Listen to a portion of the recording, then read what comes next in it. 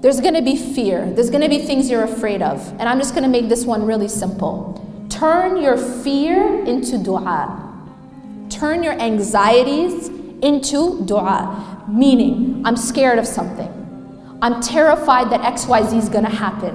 Everyone has fears, right? Now, how do we typically deal with fear? What we typically do with fear is we feed it. How do we feed fear? By just thinking about it. And then all these scenarios come, right? I'm afraid of something happening to someone I love. So what I do is I think of all the different possible ways that something could happen to someone I love. I think of this scenario and that scenario. All I've done is I'm feeding the fear. I haven't actually solved anything.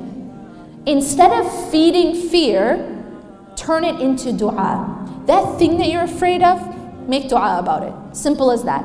Immediately stop it, stop the thought, and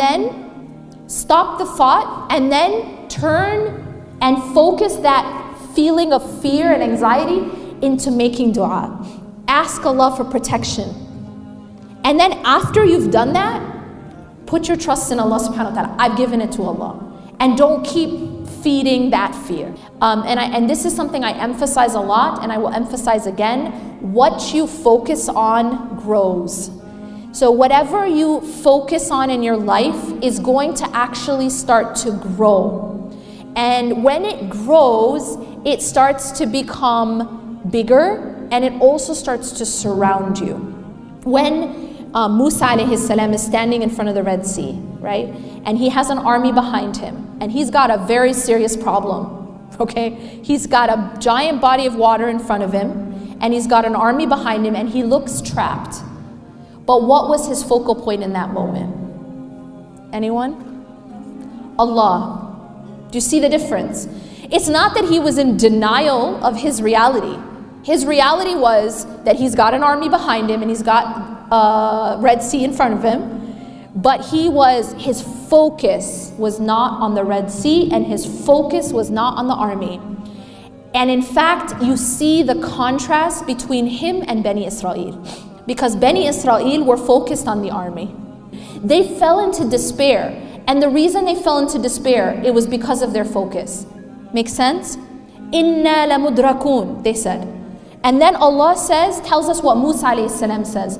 قَالَ كَلَّا. You see like a complete contrast. قَالَ كَلَّا.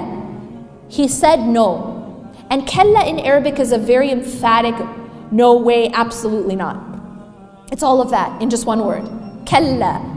Inna ma'aya rabbi sayahdeen. Indeed, my Lord is with me, and He will guide me through. Musa alayhi salam wasn't looking at the problem. He was aware of the problem, folks. He's not like in denial. He's aware of the problem, but his focus wasn't the problem. His focus was Allah. Do you see the difference? His focus was Allah. And he said, Inna ma'aya rabbi sayahdeen. Indeed, my Lord is with me, and He will guide me through this. He will get me through this. So no matter how dark it gets outside, or no matter how much we feel like things are closing in on us, if our focal point is Allah, then we don't feel despair. Do you see the difference? It's because you know, just like Musa alayhi salam knew that Allah was with him. And if Allah is with you, it means what? He'll get you through.